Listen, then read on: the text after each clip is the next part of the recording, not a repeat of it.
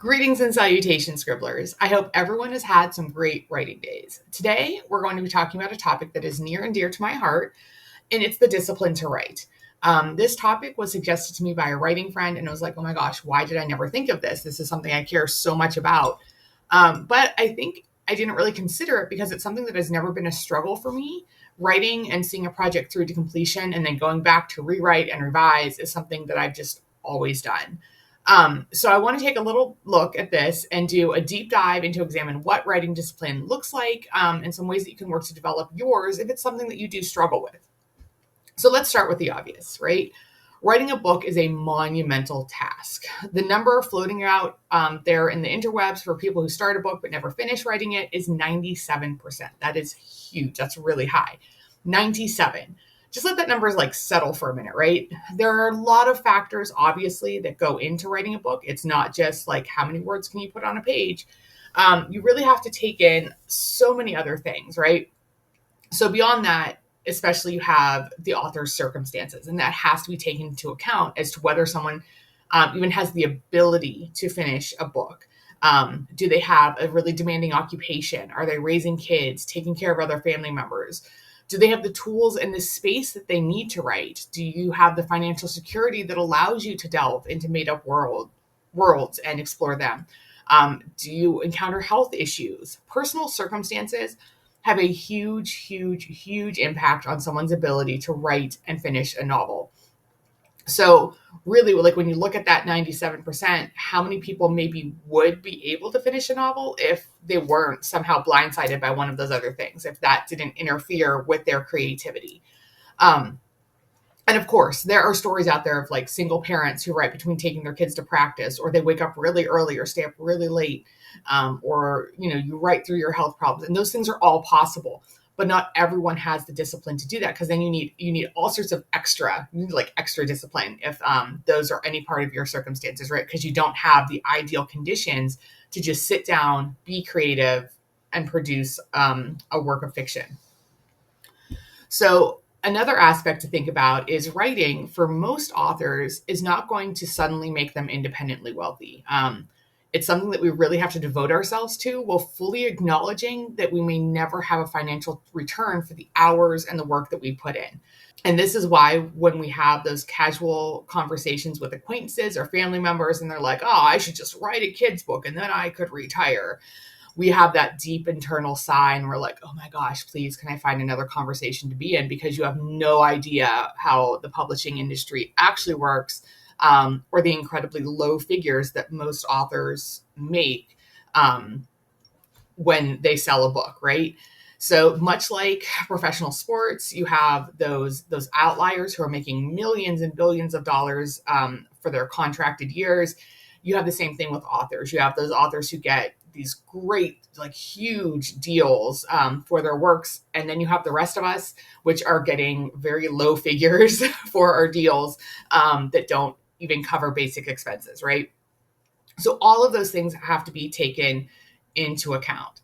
And last thing that also has to be taken into account that we're not going to get into really deep, but I just want to acknowledge it, is that the social and cultural norms of our country are very capitalistic in the ways that we approach what we should be doing and how we should be using our time. And we usually focus only on doing something if it's going to make us money. But that's just a whole nother layer I said we're not going to dive into. I just want to acknowledge it. Most of us are raised to focus on and prioritize being a good worker and bringing home a paycheck. And creativity doesn't always fit into that in the ways that we would like it to. And that's the challenge, right, in writing a book, is that there is no guaranteed paycheck. No matter how good your work is, it has to be something. Writing a book has to come from your sincere dedication to tell a story and that desire to share that story with others. And that's the paycheck. I know, super cheesy, and I'm so sorry, but it's true. It's really honest. When I first started writing with the intent of being published, I'm lifelong writer, but it was 2016 around that time. So at that point, I was teaching full time. I had 2 part-time jobs. I was actively training and writing with the intent of trying for a spot on the Paralympic dressage team. I was taking classes for my master's in education And I was living alone, meaning that I was responsible for all the super fun aspects of adulthood, like grocery shopping, meal prep, paying bills, chores, everything. Um, so I had to really deliberately carve out time to write, and I did. And I thought about my story whenever I had free time. I wrote during breaks while I scarfed down dinner at 11 o'clock at night sometimes. Whenever I had the time, I was writing. And I managed to write an entire 100K novel in just over a year. And then I rewrote it because that's part of the process, right? It's just like it was that first draft, my first full novel draft was not good. And so I had to rewrite it. And I went on to rewrite it a couple of times. But even then, I continued to steal those 10 or 15 minutes wherever I could to get it done. I queried it. It obviously did not get picked up because it was not good. But I'm still really proud of that book. And I kind of use that as my touchstone every now and then. Like, I proved to myself I could do it. So whenever, like right now, I start to feel a little bit overwhelmed or like, wow, like, do I even have the time? Should I be doing this? I just think back to then when I had so many different irons in the fire, and I still took that time to say, no, I'm doing this. This is something I will do, and I'm going to finish it. And I did. So that's that discipline piece, right? You have to say, this is my goal, and I'm going to see it through no matter what. So between then and now, so 2016 and now 2025, I have now I've completed 3 more novels. 2 of those novels went through major rewrites. So it's almost like I rewrote them from scratch. So you could say that I've written like 5. So all of that though, I now have 4 completed novels and nothing to show for it from like a monetary standpoint. I've had full requests for each that resulted in very kind and complimentary passes saying it just didn't, those agents just didn't feel the spark needed for representation. So I know that my writing is good. That's like, that for me is not the issue. It's not that I don't have good writing or strong writing. It's just, I haven't found that right person. And I currently have a few fulls for my latest still out there. So fingers crossed for them. Everybody send me luck. But I wrote 4 novels and I've spent countless hours revising and refining them because I was disciplined. Because I said, this is my goal and I wanted to achieve it. And it's so much of a mental thing. You've really got to make those decisions in your mind and say, I'm going to devote myself to this. And that's really difficult. So how do you do that, right? It's not necessarily for me. It wasn't that I wrote every day. I wrote often. I tried as much as I could to write every day because I needed to do that because I needed to take time whenever I could. But that's not necessarily a great thing to do. So like even as I was preparing this video script for what I wanted to talk about and going through that, I had only written 1 day over the past 3 weeks. So now in 2025, and I'm going to talk about this in just a minute, I have a much different approach to my writing and that discipline because I've become so much more aware of some things. And I know I've learned how to better address my creative needs, and move forward. So it's okay if you don't write every day is kind of what I'm saying. Sometimes I'm just thinking about it. My story has been kind of simmering in the back of my head. And I do spend a lot of time talking to my friends, my writing friends about it, either through DMs or messages or those kinds of things, because that way it's still active and it's simmering. And then when I do finally have that time to sit down and write, I can produce something. I can have those words on the page.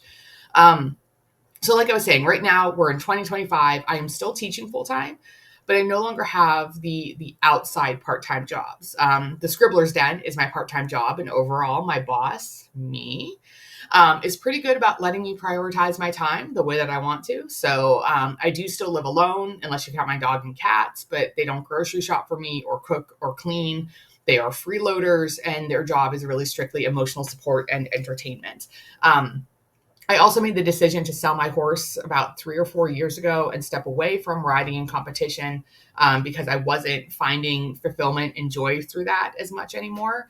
So now I have a lot more time to devote to writing. It's one of the main things that I do. But despite having less obligations to my time, I'm actually writing a bit less often. So during the week, I rarely write. Most of my writing does happen on the weekends because I figured out the balance I need in order to prevent creative burnout. And there are times throughout the week, sometimes every now and then, like the muse will come and knock in. And when she does, I immediately get it down on paper. I write it down, either handwriting, or if I have my computer, I can type it out, because I need to get that out. But I don't stress about not writing Monday through Friday. I have a lot going on at work, a lot going on with, different things, aspects of the Scribblers den that I have to do and take care of. And so I kind of let that happen. And then the weekends, that is for my creativity, because I can take the full day and just use it however I want in order to write and get those ideas down. So basically, as I start work on like a fifth manuscript now, I've really refined my entire process, and everything is just more efficient and allows me to get more done. So 10 years into this, and I've learned so much. And so my discipline has changed. And aside from the potential of one day having a return on my investment, writing is something that just provides that creative outlet for me. It's a way to process experiences and feelings in a really healthy way. And I'm happiest when I'm creating, sharing worlds and characters. So I have no plans on stopping, regardless of whether I get an agent or a publishing deal, or anything like that. So what does being disciplined about writing look like? Each of our brains is set up differently. So you need to explore different methods and then refine what works for you and let go of what doesn't. Don't keep clinging to something. Just be like, well, this is what somebody said. This is what I should do. It might not work for you. Don't be afraid to just let things go. There's this big concept out there. It's like you have to write every day. That's one of the big piece of advice you will hear. But should you? Maybe not. Some people thrive with that routine of writing every day for a set amount of time or a set amount of words, or every day from 3:30 to 4:30. That's what they're doing. But other people don't. I am not a write every day kind of person, as we've just discussed. I actually don't write like most of the week. And then on the weekends, I dive in. I embrace that policy of like, I have to write every day when I was very desperate to find time to write. 10 years ago, that was something I was like, okay, I got to do this. And when I missed a day, I would kind of scold myself, but that didn't work for me. That was not a healthy way for me to continue. So I have now gone away from that, because it was really quickly leading me to creative burnout with like forcing myself to be creative. I needed to let my brain have that space to just make its own decisions and find its creativity in its own way. But again, you won't know until you try it. So give it a go for a week or two, see what happens. But I cannot emphasize enough how much you need to just listen to your brain and your body and get to the bottom of any situation when you're in it where you feel like you're avoiding writing. Like, why are you avoiding it? Is it just because you're at a tricky part of the story that you're struggling to solve? Is it because you're giving up something else that you enjoy doing in order to write, so you're feeling resentful? Are you internalizing, again, those capitalistic principles we mentioned at the beginning, of the only things worth doing are the ones that guarantee money and a paycheck? Or maybe you just have bigger fish to fry at work or in your personal life. No matter what it is, getting really clear about what's holding you back will let you figure out a plan and find a solution. So you've got to take that time and explore what it is that isn't working for you, and then find a new way. Don't just say, well, I just have to keep doing it because I know that this is hard, but if I don't write every day, I can't be an author. No, maybe you're a write once a week kind of a person, or like once every other week. That's fine. You can still get there. Your journey just might take longer, and there's no timeline on any of this. So no matter how often you write, you just need to be committed to seeing it through regardless of the results. So whether or not it gets you an agent and a publishing deal, do you just want to see yourself finish this novel? Do you want to be part of that 3%, which you are absolutely capable of doing, right? Another way to do this is to really find and build your writing community. It's one of the best things you can do to help improve your discipline, and finding that time to be creative and to write. So on days when I'm wavering and thinking, oh, my couch looks so good, and there's this new K-drama I want to watch, I'll message one of my writing friends and say, hey, I'm going to write for the next 30 minutes, and I will share a sentence with you after. Sometimes they don't respond because we are all over the place, like across the country, like huge time zones difference, and like they're out living their lives too. But whether they respond or not, I feel like I've just made a promise to them. And so I will lock in and I will write for 30 minutes. And sometimes that 30 minutes will then turn into 4 hours. Like I just needed that little push to get going. And sometimes I only get one sentence. Sometimes I get a couple paragraphs or several pages, whatever. But I send something back to them. I'm like, here's the sentence I wrote. And it could be really bad or really funny. Or, if I wrote 10 pages, I get to pick what I think was the best sentence.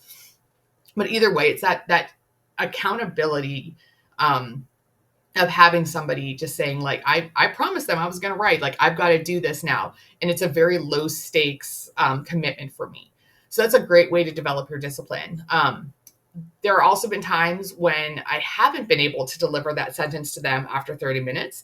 And instead, I will share with them why I didn't end up writing, whether it's because I got a phone call from a family member, or I got distracted when I went to use a thesaurus to look up a new word, and there was a targeted ad for this really cute dress. And then I got sucked into shopping and searching for a coupon code. So sometimes even I have the best intentions of writing and it doesn't work out, and that is okay. So you have to have that grace. And I've talked to a lot of people in interviews, and that's one of the biggest pieces of advice that they want to give to other writers is this idea of having grace with yourself and just letting yourself make those mistakes or not always hit your deadlines or, today I meant to write and it just didn't happen. It is okay. You're allowed to have those times. Just make sure you always come back to it. Keep coming back. So no matter what, with your projects, right, you're making that promise yourself to just write and see that project through to the end. And that is where you, my dear scribblers, need to commit to yourself and your book in order to be in that 3% of people who finish an entire book. And you can do it, right? Even when you step away from writing for a lengthy period, you can always go back. There is no time limit on writing. There's no time limit on publishing. And the sense of accomplishment when you print out all 400 pages of your finished novel, put it in a binder, is nothing short of fabulous. I have mine right up here on this top shelf. These are several different versions of my manuscripts. Whenever I finish one, I like to print it out if it has significant changes. If it's small changes, I don't print it out, but significant changes, I print it out because I like to have that record of like, this is the process it went through. And then I can look at that and just like, I'm so excited because I did that, and you have this great sense of accomplishment. So all of this to say that writing is an arduous process, and the people who are successful have the self-discipline to get this monumental task done. So cultivate your writing community to find support and stay at it. When it gets rough, take a step back, reassess, then dive in again with a revised plan. Don't just keep doing the same thing that's not working or isn't productive. The process is going to look different for everyone, so don't compare your journey with someone else's. Absolutely look at other people's journeys and say, "Ooh, this is what they do. That's cool. I'm going to try that." But if it doesn't work, let it go. Find something different. I love doing that. I love hearing about other people's processes because so many times I take small little pieces and then I Frankenstein them together to create what works for me. And that's what you need to do.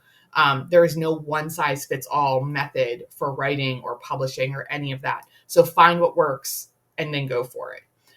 If you're looking for accountability, feel free to check out our coaching packages offered by the Scribblers Den. We can create a custom plan for writing check-ins, pep talks, brainstorming your story if you feel stuck.